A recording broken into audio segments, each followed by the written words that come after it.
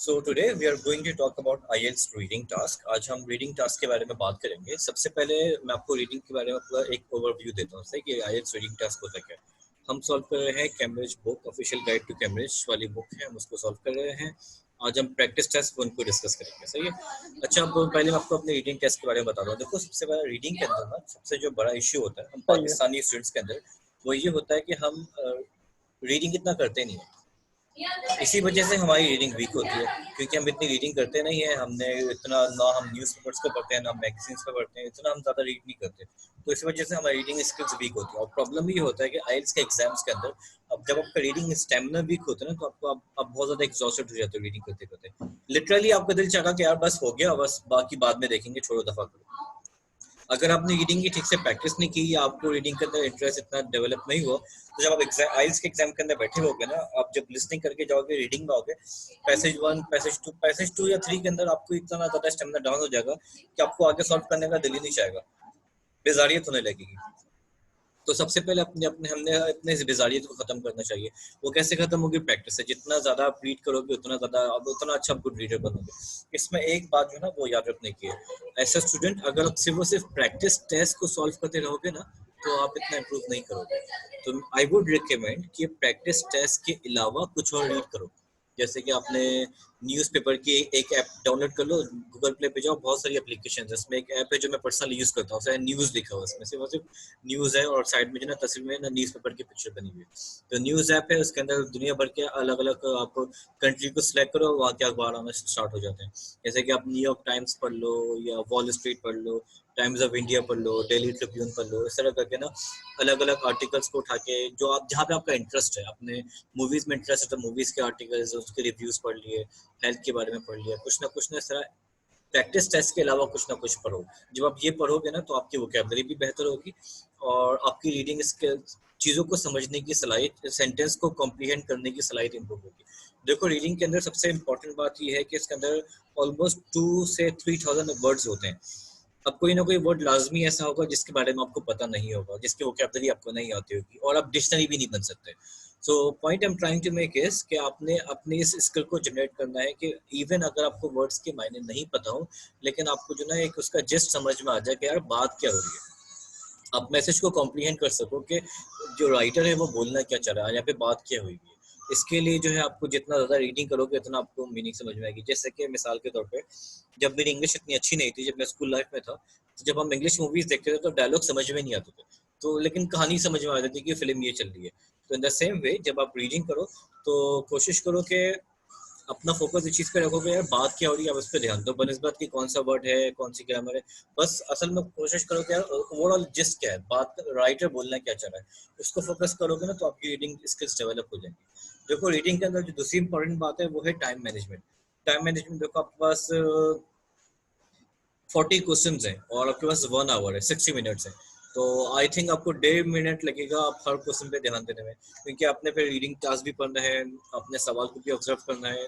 अच्छा, अब इसमें एक प्रॉब्लम ये है कि कुछ स्टूडेंट्स ये करते हैं कि पूरा पूरा पैसेज पढ़ते हैं। अगर आप पूरा का पूरा पैसेज पढ़ोगे तो आपका टाइम वेस्ट हो जाएगा, आपने पूरा पैसेज नहीं पढ़ना। फिर हमने करना क्या, हमने रीडिंग टास्क स्टार्ट कैसे करना है। ये पैसेज आपके सामने है, सही, आप स्क्रीन पे देख रहे हो पैसेज आपके सामने। तो आपने सबसे पहले क्या किया, आपने सबसे पहले ये किया कि आपने पैसेज की अगर हेडिंग दी ना, तो हेडिंग को पढ़ लिया। आपने हेडिंग पढ़ी, हेडिंग पढ़ने के बाद आपने पहले कुछ लाइंस पढ़ ली, जैसे कि it was 1992 in England, workmen were building a new road through the heart of the grove. तो क्या करके आपने से पहले की ना 2-3 लाइंस को पहला पैराग्राफ पढ़ लिया। इससे ना टॉपिक की अंडरस्टैंडिंग डेवलप हो जाती है। जब तक आपको टॉपिक की अंडरस्टैंडिंग डेवलप नहीं होगी, आप तुक्का भी मारोगे ना तो वो भी गलत हो जाएगा। तो अगर आपको एक अच्छा तुक्का एजुकेटेड गेस लगाना है, तो आपको टॉपिक की अंडरस्टैंडिंग भी होनी चाहिए।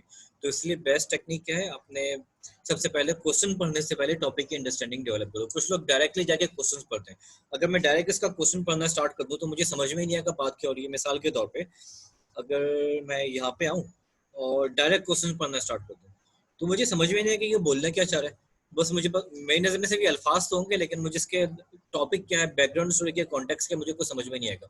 लेकिन अगर मैं जाके सबसे पहले इसकी हेडिंग पढ़ूँ और फर्स्ट पैराग्राफ थोड़ा सा पढ़ लिया, बस गो थ्रू कर लिया फर्स्ट पैराग्राफ को, सही है, और फिर लास्ट पैराग्राफ पढ़ लिया, लेट मी रिपीट, सबसे पहले पहला पैराग्राफ, पहली 4 लाइंस पढ़ ली, आखिरी 4 लाइन पढ़ लिया, पहला पैराग्राफ पढ़ लिया, आखिरी पैराग्राफ पढ़ लिया। इससे मुझे समझ में आ गया कि यार टॉपिक स्टार्ट कैसे हुआ है, टॉपिक खत्म कैसे हुआ। देखो ये टॉपिक को घुमा देते हैं।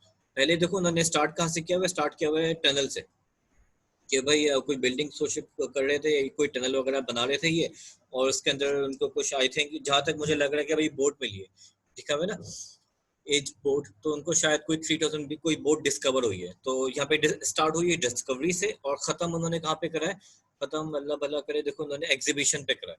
तो इस तरह उन्होंने टॉपिक को बिल्कुल घुमा दिया, डिस्कवर से स्टार्ट किया और एग्जीबिशन पे आके खत्म किया।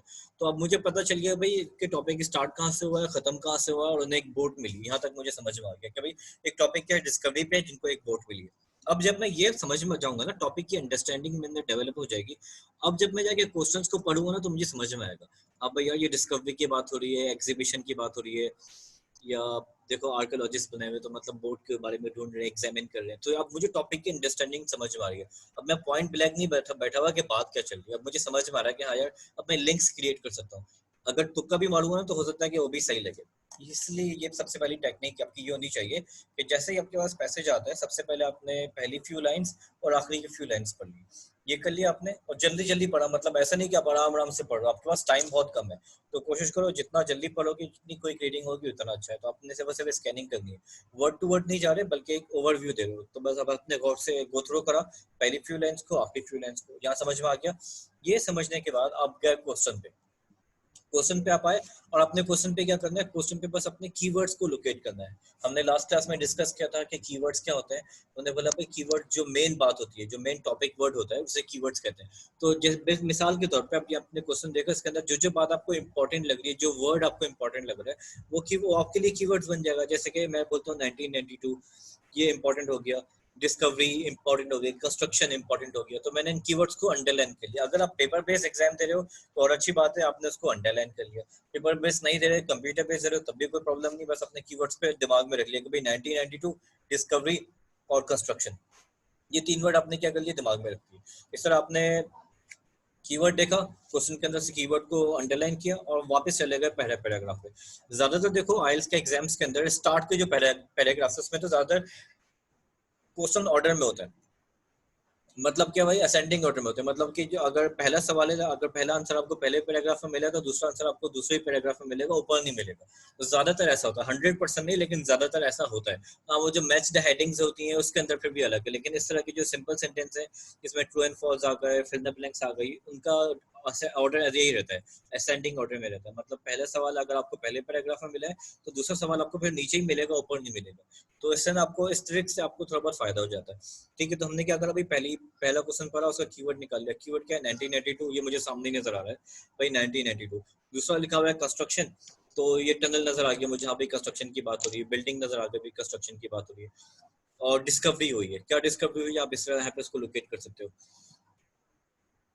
अब दूसरे सवाल पे आते हैं। दूसरे सवाल में भी इसी तरह इंटरनेशनल करा भाई। अच्छा, हम इसको भी साथ बैठ के सॉल्व करेंगे, सही। मैं बस आपको बता रहा हूँ कि सॉल्व करना कैसे। जहाँ जहाँ डेट्स लिखी है वहाँ तो और भी आसान हो गया। 2002 तो आपने जल्दी से ऊपर गए और 2002 ढूंढना शुरू कर दिया, भाई 2002 कहाँ है। जहाँ वो मिल गया, वो आपका कीवर्ड हो गया। मतलब वाले ये मिल गया मुझे 2002 इन 2002 on the 10th anniversary of the discovery. इस तरह करके मुझे यहाँ पे मिल गया। तो मतलब लाजमी इससे बात है कि यार मेरा अगला सवाल यहाँ पे होगा। इस तरह करके आप कीवर्ड्स को लोकेट करोगे। जब आप कीवर्ड्स को लोकेट करोगे ना, और फिर आप इस तरह देखोगे, बिलफर्ज मैंने 2002 की बात है, जब मैंने 2002 को लोकेट किया, तो ये सारा मेरे लिए इरेलीवेंट हो गया। पहला पूरा पैराग्राफ मेरे लिए इरेलीवेंट हो गया, और मैंने पूरा फोकस यहाँ पे कर दिया। तो इससे आपको आंसर ढूंढने में आसानी हो जाती है। तो point I am trying to make is, मेरी बात का मकसद ये है कि आपने पूरा पैसेज बिल्कुल भी नहीं पढ़ना। आपने क्या करना है, सिर्फ कीवर्ड्स लोकेट करके उस कीवर्ड को ढूंढना है, और जिस लाइन में वो कीवर्ड आपको मिल गया ना, आपने फिर उस कीवर्ड को, उस लाइन को पढ़ना है बस। तो इससे ना आपको आंसर ढूंढने में आसानी हो जाएगी और आपका टाइम बचेगा। अब यहाँ पे एक और बात, कभी कभार ऐसा होता है कि एक ही कीवर्ड बार बार रिपीट हो रहे होते हैं। तो मैं ये बोलूंगा कि कम से कम 2 या 3 कीवर्ड्स हर आंसर से निकालो, और उन 3 कीवर्ड्स को देखो। सिर्फ एक कीवर्ड को लेके चलोगे तो हो सकता है कि 2002 2-3 मतलब आया हो। तो हो सकता है अगर एक ही कीवर्ड बार बार रिपीट हो रहा होगा, तो आपके लिए प्रॉब्लम हो जाएगी। फिर बोलोगे सर ने तो कीवर्ड का कहा था, समझ में नहीं आ रहा। तो कोशिश करो कि कम से कम एक सेंटेंस के अंदर, एक क्वेश्चन के अंदर 3 कीवर्ड्स को लोकेट करो, 3 या 2 कीवर्ड्स को लोकेट करो, और फिर उन 2 कीवर्ड्स को देखो। दो एक कीवर्ड बार बार रिपीट हो सकता है, लेकिन तीनों कीवर्ड बार बार रिपीट हो ये चांसेस इतने ज्यादा पॉसिबल नहीं होते इसके। तो इसी तरह आई वुड रेकमेंड कि हर सवाल के अंदर से कम 3 कीवर्ड्स को लोकेट करो और उन कीवर्ड्स को पैराग्राफ के अंदर ढूंढो। जिस पैराग्राफ के अंदर आपको वो कीवर्ड्स मिल गया, आप उन तीनों की उस पैराग्राफ को गौर से पढ़ो, आपको आंसर उसके आसपास मिल जाएगा। इस तरह करके आपका टाइम भी बचेगा और आपको कम से कम रीड करना पड़ेगा, और इस तरह आपके जो गलत होने के चांसेस भी कम हो जाएंगे। देखो, रीडिंग के अंदर आपने कुछ नया नहीं करना, कुछ नया लिखना नहीं है, वही लिखना है जो पैसेज के अंदर मौजूद है। अगर वहाँ पे लिखा हुआ है एजुकेशन, तो आप एजुकेशन ही लिखोगे, आप वो उसको हटा के स्कूल या इंस्टीट्यूट या आप कुछ और नहीं लिख सकते। वहाँ पे लिखा हुआ है चिल्ड्रन, तो आप चिल्ड्रन लिखोगे, जुवेनाइल या टीनेजर्स नहीं लिखोगे। तो जो एग्जैक्ट वर्ड पैसेज के अंदर होती है वही एग्जैक्ट वर्ड आपने उसमें अपने आंसर में लिखना होता है। इसलिए कीवर्ड से लोकेट करो और उसको उस तरह ढूंढ लो। अच्छा, इसको हर कुछ सवाल है जिसके अंदर अलग अलग टेक्निक्स हैं, हम साथ साथ टेक्निक को डिस्कस करते रहेंगे। ट्रू एंड फॉल की टेक्निक अलग है, मैच द हेडिंग की टेक्निक्स अलग है, इसके अंदर अलग अलग टाइप के सवाल होते हैं। जैसे हमने लिसनिंग टेस्ट सॉल्व किया था, तो उसके अंदर फिल द ब्लैंक्स थी, मैच द हेडिंग थी, एमसीक्यूज थे, इसमें भी इसी तरह होता है। फिल द ब्लैंक्स हो जाएंगी, जैसे कि यहाँ पे फिल द ब्लैंक्स आपको नजर आ गई, फिर ट्रू एंड फॉल्स हो गए, कुछ क्वेश्चन आंसर्स हो जाएंगे, कुछ मैच द हेडिंग्स आ जाएंगे। अच्छा, इसमें एक इम्पॉर्टेंट चीज जैसे कि जो आपको लिसनिंग में भी हमने डिस्कस की थी, वो क्या है, लिखो यहाँ पे लिखा हुआ है ना, choose only one word, only one word. तो कुछ सवाल ऐसे होंगे जहाँ पे आपको ऊपर लिखा हुआ होगा ओनली वन वर्ड या only two word, two word और अ नंबर, थ्री वर्ड्स और अ नंबर।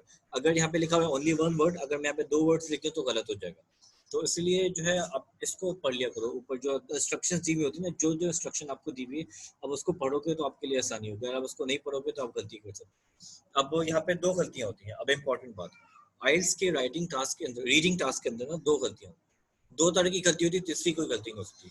नंबर वन, पहली गलती क्या हो सकती है आपसे, पहली गलती ये हो सकती है कि आपने फोकस नहीं किया, आपने ध्यान नहीं दिया, जिसकी वजह से आंसर आपके बिल्कुल सामने था और आपको नजर नहीं आया। फिर बाद में बोलोगे यार ये तो मुझे पता था, ये तो सामने ही नजर था, लेकिन रीड सर्च करते हुए आपको नजर नहीं आया। क्यों? क्योंकि आपका फोकस नहीं था, हो सकता है आप डिस्ट्रैक्ट हो रहे हो, आप कुछ और सोच रहे हो। तो एक गलती ये हो जाएगी कि लैक ऑफ फोकस की वजह से आपको आंसर नहीं मिला। दूसरी गलती क्या हो सकती है कि भाई लैक ऑफ अंडरस्टैंडिंग की वजह से आपको आंसर नहीं मिला, आपको अल्फाज समझ में नहीं आए, वर्ड समझ में नहीं आए। मिसाल के तौर पे ये वर्ड लिखा हुआ है ब्रैक, तो आपको अगर ये ब्रैक सब वर्ड समझ में नहीं आया तो हो सकता है कि आपको आंसर नहीं मिले। तो इस तरह हो सकता है कि भाई दो गलतियां हो सकती हैं। एक गलती ये हो सकती है कि लैक ऑफ फोकस की वजह से आपको आंसर नहीं मिलेगा, या फिर लैक ऑफ अंडरस्टैंडिंग की वजह से आंसर नहीं मिलेगा, तीसरी कोई गलती नहीं हो सकती। अब मेरा बोलने का मकसद ये है कि लैक ऑफ फोकस को आप खत्म कर सकते हो, मतलब इस मिस्टेक को आप कंप्लीट कर सकते हो। आप फोकस बढ़ा लो तो हो सकता है कभी ये लैक ऑफ फोकस वाली जो गलती आपकी लैक ऑफ फोकस से हो रही थी, ये फिर दोबारा रिपीट नहीं होगी। इसको आप कंट्रोल कर सकते हो। लैक ऑफ अंडरस्टैंडिंग को आप बिल्कुल खत्म नहीं कर सकते, बिल्कुल एलिमिनेट नहीं कर सकते, कम कर सकते हो। अपनी वोकेबलरी को समझ सकते हो सकता है कि आपकी ग्रामर अच्छी हो जाए, आपकी वोकेबलरी अच्छी हो जाए, तो इससे हो सकता है कि भाई आपकी अंडरस्टैंडिंग बेहतर हो जाएगी। लेकिन पूरे 2002 के 2000 वर्ड्स या 3000 के 3000 वर्ड जो पैसेज में मौजूद है, उनके हर एक वर्ड के मायने बताऊं आपको, ये इम्पॉसिबल है, ये आप नहीं कर सकते, क्योंकि हम डिक्शनरी नहीं मिल सकते। ना सिर्फ ये, बल्कि आप ऐसा इसकी मिसाल ले लो, उर्दू के अंदर भी हम उर्दू के नॉवल उठा लें या उर्दू का कोई अखबार उठा लें, तो उसमें बेशुमार ऐसे अल्फाज मिलेंगे जिसके मायने हमें नहीं पता होते, लेकिन हमें मीनिंग समझ में आ जाती है कि बात क्या हो रही है। इंग्लिश में भी ऐसा ही है कि जरूरी नहीं कि आपको मायने समझ में, बस अपने मीनिंग को अंडरस्टैंड करना है। तो अगर लैक ऑफ अंडरस्टैंडिंग की वजह से कोई मिस्टेक हो रही है, तो फिर आपने मीनिंग को, आपने कोशिश करनी कि यार मुझे जिस समझ में आ जाए कि बात क्या हो रही है। लैक ऑफ फोकस की वजह से गलती हो रही है, तो फिर आपने अपने फोकस को डेवलप करने के लिए अपनी रीडिंग हैबिट्स को बढ़ाना है। हो सकता है कि आप रीडिंग इतना अच्छा नहीं करते, इसी वजह से आप रीडिंग करो तो आपको आंसर नहीं मिल रहा, तो फिर कोशिश करो कि प्रैक्टिस टेस्ट के अलावा कुछ ना कुछ रीड करो, इस तरह करो।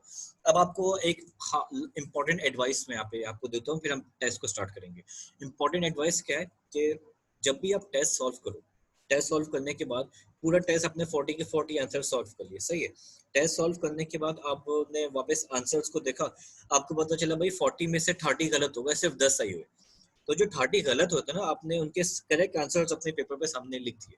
लिखने के बाद आप वापस पैसेज पे गए और आपने फिर उन आंसर्स को टैली करा कि यार ये वाला गलत आंसर मेरा गलत क्यों और ये सही क्यों है, अपने आंसर को ढूंढा। प्रीफर्स वहां पे लिखा हुआ था कि भाई दे वॉन द बैटल, और आपने लिखा दे लॉस्ट द बैटल।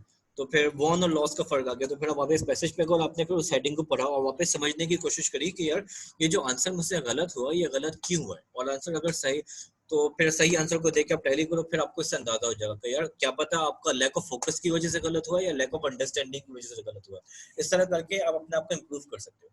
तो ये सेल्फ एनालाइजेशन लाजमी होनी चाहिए। ये आपके मैंने बोला था कि राइटिंग के अंदर भी हम इसको रीचेकिंग का नाम देते हैं कि राइटिंग के अंदर आप रीचेकिंग करते हो। तो इस तरह प्रैक्टिस, जब आप प्रैक्टिस कर रहे होगे घर पे, जब आप बैठे हो प्रैक्टिस कर रहे हो, तो इस तरह जब भी आप टेस्ट करो अपनी देख लिया कि भाई 10 आंसर गलत होगा, 20 आंसर गलत होगा, तो उसको रीचेक करो। यहाँ पे स्टूडेंट्स की कॉमन मिस्टेक होती है, वो क्या करते हैं, उन्होंने रीडिंग टेस्ट करा और उसमें रीडिंग में समझ लें कि भाई 20 गलत हो गए, 20 सही हो गए, फिर वो आगे चले जाते हैं, अगला रीडिंग टेस्ट सॉल्व करते हैं। वो जो 20 गलत होते हैं उसको दोबारा चेक नहीं करते कि वो गलत क्यों हुए। जब तक आप उस क्यों का आंसर नहीं ढूंढोगे ना, आप इंप्रूव नहीं करोगे। इट डज नॉट मैटर आप जितने भी टेस्ट सॉल्व करते रहो, आप स्टक हो जाओगे। आप ऐसे बहुत सारे आइल्स के स्टूडेंट से मिलोगे जो बोलते हैं सर हम 6.5 पे अटके में आगे इंप्रूव ही नहीं कर पा रहे, इतने सारे प्रैक्टिस टेस्ट सॉल्व करते हैं लेकिन इंप्रूव नहीं कर पाते। उसकी वजह यही है कि वो अपनी गलती को एनालाइज नहीं करते कि जो उनकी उससे गलती हो रही है वो क्यों हो रही है। आप चेक कर सकते हो यार, हो सकता है कि ट्रू एंड फॉल्स के अंदर गलतियां ज्यादा हो रही है, मैच द हेडिंग में गलतियां कम हो रही है, तो फिर आप ट्रू एंड फॉल्स पर फोकस करो। हो सकता है मैच द हेडिंग में गलतियां ज्यादा हो रही है, तो आप मैच द हेडिंग पर फोकस करोगे। तो आप अपनी गलती को एनालाइज करो कि यार कहाँ पे और किस एलिमेंट के अंदर किस एंगल से मेरी गलती हो रही है। तो जब तक आपको पता ही नहीं चलेगा आप उसको सॉल्व नहीं कर सकते। तो ये आपका एक इम्पोर्टेंट टास्क है। जब भी आप रीडिंग करो लाजमी आपने क्या करना है, आपने अपनी गलतियों को चेक करो। सही है? Any confusion? तो देर तक बोल दिया भाई मैंने। क्लियर।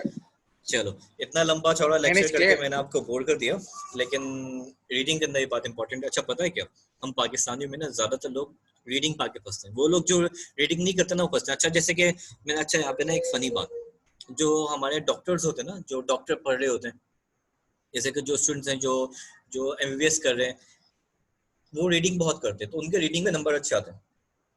वो स्पीकिंग में फर्स्ट होते हैं या कहीं ना कहीं राइटिंग में फर्स्ट होते हैं, उनके रीडिंग में बहुत अच्छे नंबर होते हैं। इसी तरह बाकी जो प्रोफेशनल्स होते हैं ना, जैसे कि उस्मान की बात करूँ, डिजिटल मार्केटर हो गए या बैंक में काम करने वाले लोग हो गए, जो प्रोफेशनल स्टूडेंट्स होते हैं, जो प्रोफेशनल लाइफ के अंदर एंटर हो चुके होते हैं, अब उनका रीडिंग से ताल्लुक कम हो चुका होता है। उनके राइटिंग में फिर भी अच्छे नंबर आते हैं, स्पीकिंग में फिर भी बेहतर कर जाता है, वो रीडिंग में फंस जाता है। तो बोलने का मकसद है कि हर इंसान की एक अलग अलग जो है उसकी वीकनेस होती है। तो अगर आपको लगता है कि यार आपकी रीडिंग ज्यादा वीक है, तो फिर आपने रीडिंग पे ज्यादा ध्यान देना है। अगर आपको लगता है आपकी राइटिंग ज्यादा वीक है, तो अपने राइटिंग पे ज्यादा ध्यान देना है। तो आई वुड रिकमेंड कि भाई आप अपने पहले एक छोटा सा काम करना है कि फ्री टाइम के अंदर, अभी जो कमिंग संडे आने वाला है उस संडे का हम एक मॉक टेस्ट रखते हैं। हम पूरा वीक हम रीडिंग भी करेंगे, हमने लिसनिंग भी पहले कर ली है, रीडिंग भी आज हम कब डिस्कस कर रहे हैं, फिर हम राइटिंग भी कर चुके हैं और स्पीकिंग भी कर चुके हैं। राइटिंग का ग्रेट टास्क बन आइडिया। रह गया, राइटिंग का टास्क बन रह गया, उसको हटा के हम राइटिंग के टास्क वन को हटा के हम कंप्लीट मॉक टेस्ट रखेंगे सैटरडे संडे को। सही है?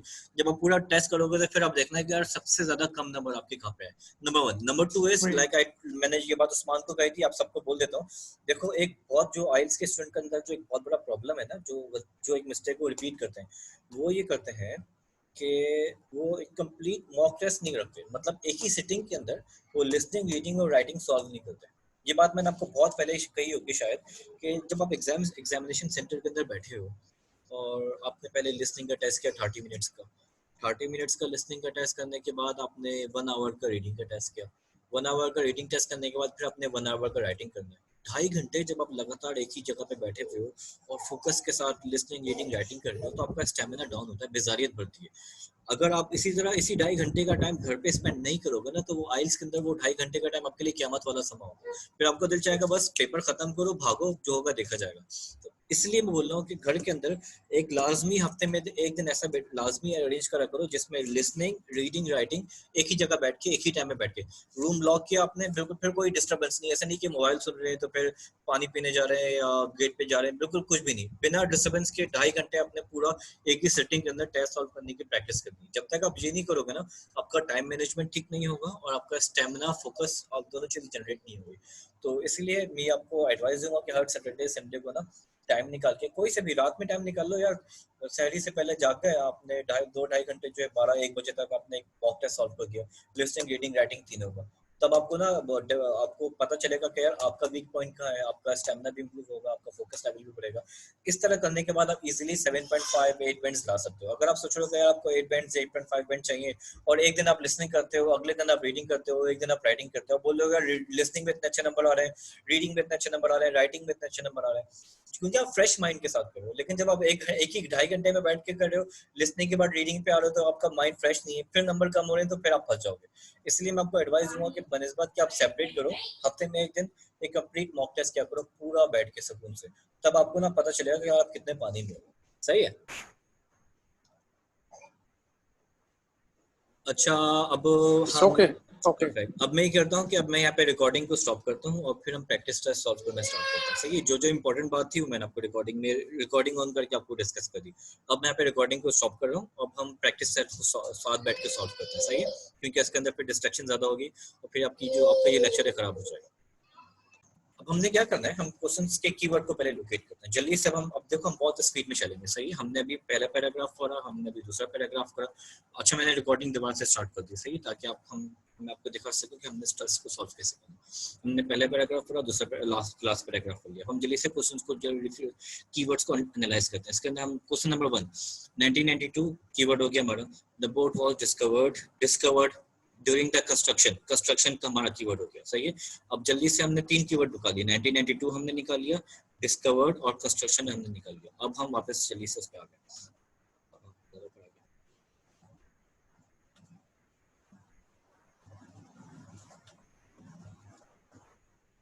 ये आ गया हमारा पहला पैराग्राफ। हम जल्दी से पहले पैराग्राफ पे गए और हमने देखा कि भाई 1992 ये लिखा हुआ है भाई।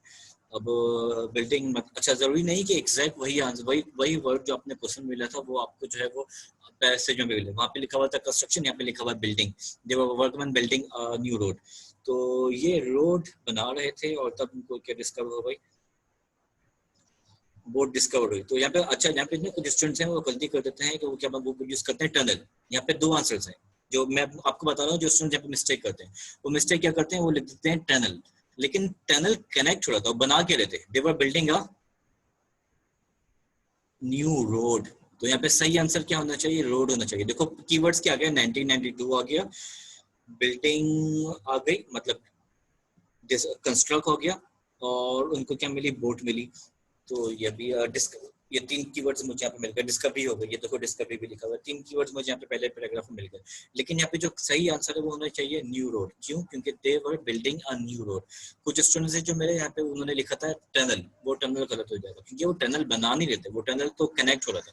बना क्या रहे थे, वो रोड बना रहे थे। तो सही आंसर यहाँ पे क्या आ गया भाई, रोड आ गया। अब देख लो, the boat was discovered during the construction of a tunnel, तो गलत हो जाएगा। सही आंसर क्या होगा, the boat was discovered during the construction of a road. ये हो गया। अब दूसरा मुझे आप सॉल्व करके बताओगे। दूसरा क्या है, in 2002 an international dash was held to gather the information. अब जल्दी से बताओ कि इसके अंदर कीवर्ड क्या होगा, कौन बताएगा इसका कीवर्ड? 22 और gather information, international gather 20 information. 22 international information. Alright, चलो भाई जल्दी से हम वापस उस पे जाते हैं और ढूंढते हैं भाई 22 कहाँ लिखा हुआ है पहले पैराग्राफ में। अब हम अच्छा, हमने पहला पैराग्राफ पढ़ा। सही है, पहले पैराग्राफ के नीचे देखो कहीं पे लिखा हुआ है 2002, कहीं पे भी 2002 नहीं लिखा हुआ। उसके बाद नीचे पहले थर्ड पैराग्राफ में, और यहाँ पे भी 2002 लिखा हुआ है, यहाँ पे नहीं लिखा हुआ। फोर्थ पैराग्राफ में कहीं 2002 लिखा हुआ है, नहीं लिखा हुआ। फिफ्थ पैराग्राफ 2002 नहीं लिखा हुआ। यहाँ पे मिल गया मुझे, पहला 2002 मिल गया मुझे। इन 2002 10th एनिवर्सरी ऑफ डिस्कवरी। इसमें आंसर ढूंढ के बताओ क्या आंसर होना चाहिए।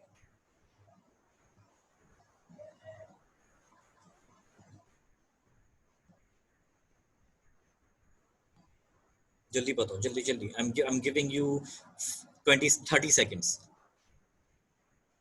आंसर यहीं पे ही है।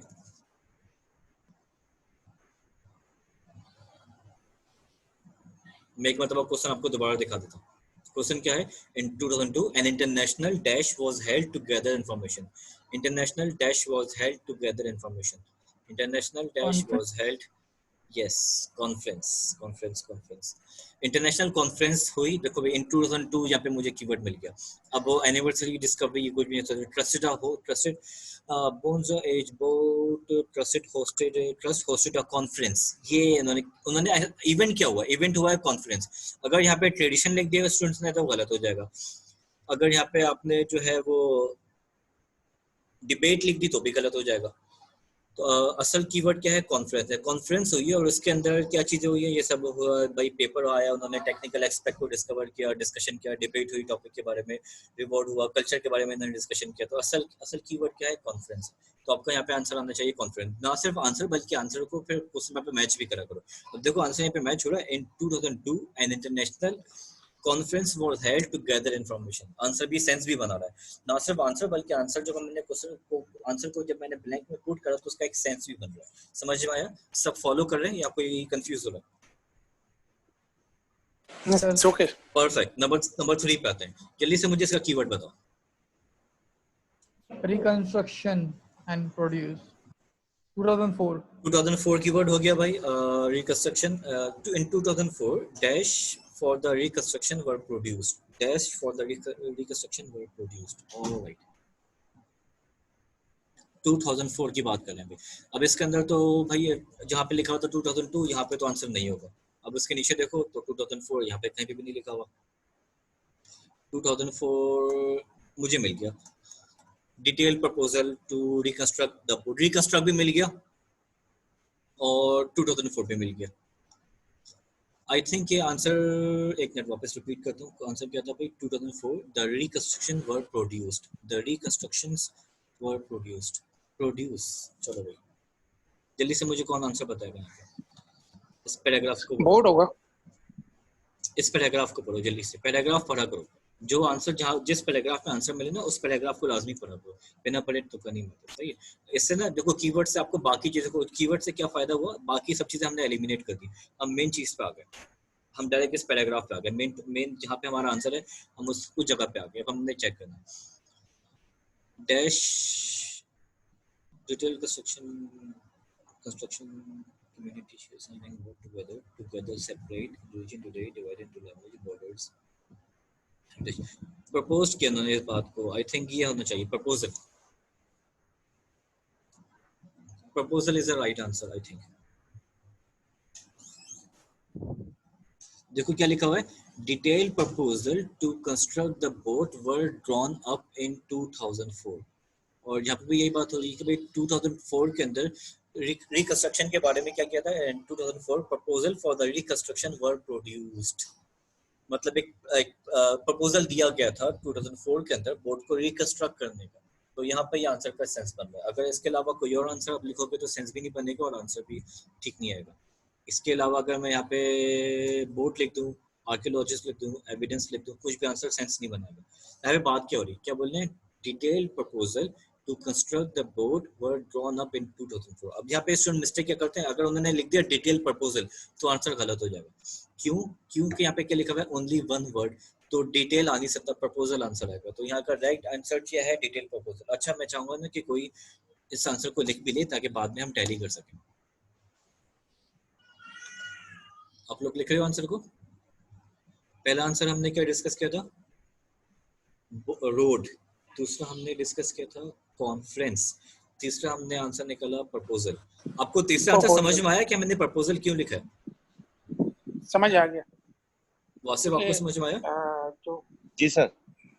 उमर उस्मान आपको समझ में आया कि हमने प्रपोजल क्यों लिखा है? जी आ रहा समझ में। उस्मान आपको भी क्लियर है? आगे चलते हैं नंबर 3। अच्छा नंबर 3 का मैं नहीं बता रहा, देखो अभी तक सारे मैं ही बता रहा हूँ। आप तो एक मुझे बताया था उस्मान ने कंस्ट्रक्ट का, बाकी तो सभी मैं ढूंढ रहा हूँ। अब इसका आंसर आपने मुझे ढूंढ के बताना है। कीवर्ड देखो जल्दी से, 3 हमने डिस्कस कर लिए, अब 2 आपने मुझे बताना है। 2007 boat and 15